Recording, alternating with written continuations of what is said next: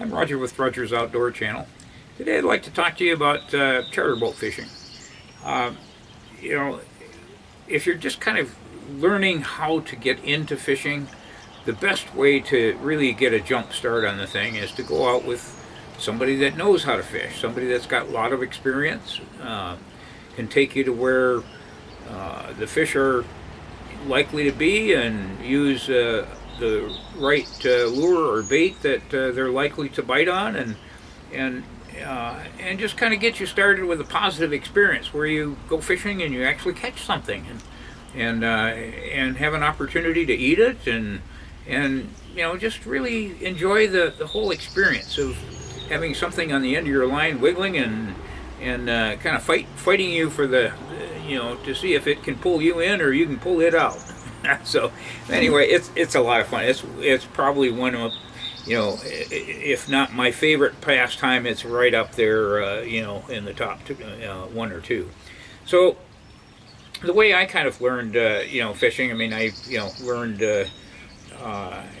just I learned my fishing growing up, and I had a bunch of mentors around me to show me. But again, the best way, if you don't have that, I teach classes on beginning fishing, where to kids 5 to 15, and they have to be accompanied by a parent. And the reason, and that class fills up, and the reason is the parent doesn't. I'm not teaching the kid. I'm teaching the parent because the parent doesn't know the secrets of how to fish.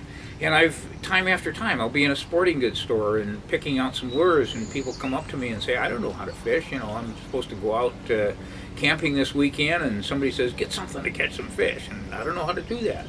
So the real basics is talk to somebody, go out with somebody that knows how to fish.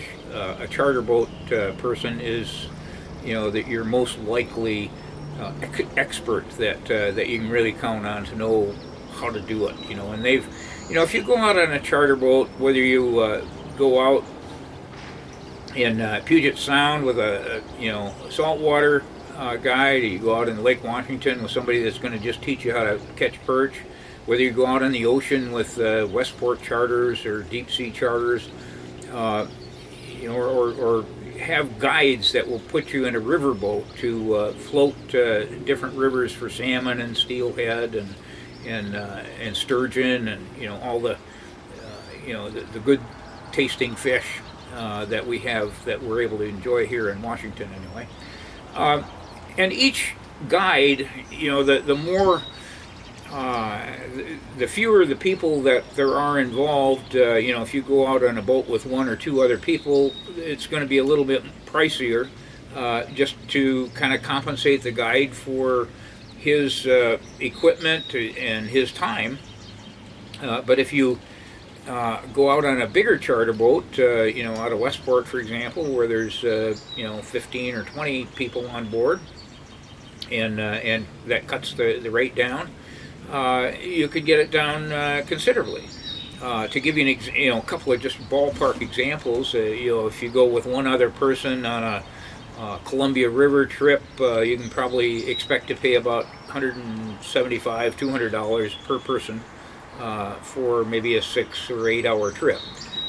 If you go out on a charter boat out of Westport, and there's 15, 20 other people on board, you can expect to pay $150, $175, depending on what the trip entails. If you're going strictly for bottom fish, for example, and I recommend that particular trip because you can go out and you pay your $150. Typical trip might not take off till 6, 7 in the morning, and get back at 1 in the afternoon, 2 in the afternoon, but you're going to have limits of fish. You get 7 bottom fish and a couple of lingcod.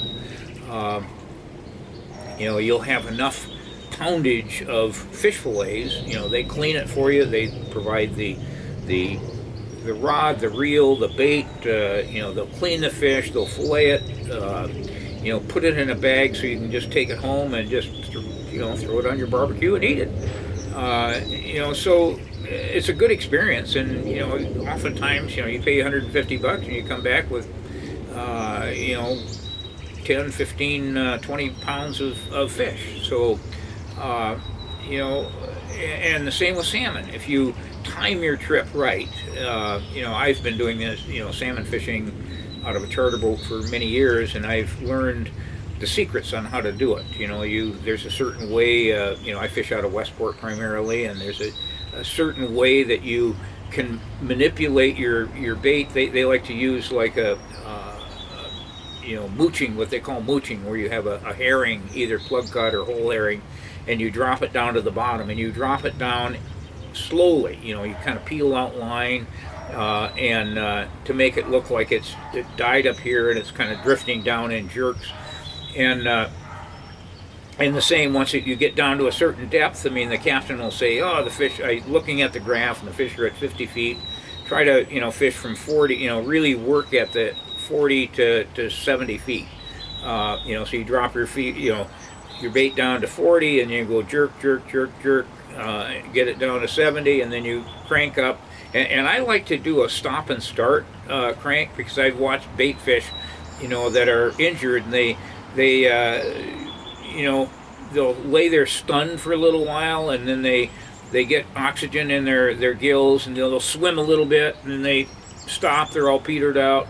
They'll wait there, and then they swim a little bit more to try to escape or get you know, get the blood flowing again. That's the motion I want to represent when I'm working my bait up and down. I even have different parts of the boat that I say, oh, I'll catch more in the bow of the boat or the stern of the boat. I'm not going to tell you which one is my favorite, but you can go to the captain and say, I want that spot, you know, and he'll tie a little ribbon around it and say that spot is reserved for, you know, for Charlie here. He wants to, you know, that in the morning. And but you know, what I do when I'm going out, you know, to Westport, for example. You know, those trips usually have to be on the ship at like 5:30 in the morning, and a lot of times we don't get back till like 4 in the afternoon. So it's a big long day, and you pack a lunch, and you know, bring a cooler with some ice in it to bring your fish back, and you know, just you know, if you aren't experienced, you might want to take some Dramamine or something like that if you feel like you might be woozy out on the boat. I'm a little bit, you know, have some, I'm able to weather that kind of rocking type motion most of the time. But, you know, if you learn with these guides, you know, here's, you know, like next week I'm going out on the Columbia River with a guide for fishing with walleye.